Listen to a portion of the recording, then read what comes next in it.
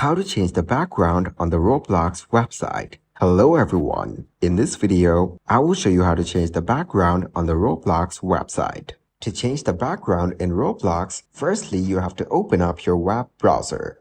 After that, search for the web Chrome store.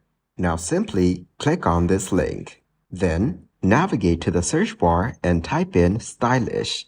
Now go to the extension page.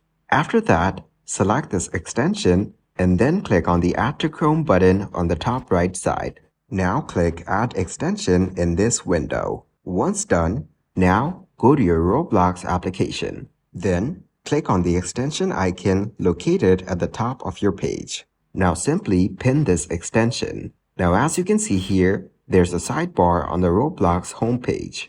You can also pick directly from there.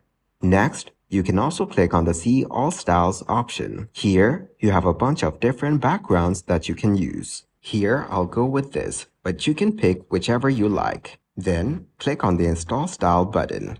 You can simply click Check It Out, and it will take you directly to Roblox. As you can see, you will now have this background. Thank you guys for watching this video. Hope you got some value. Make sure to like the video and subscribe to the channel to get notified of new videos.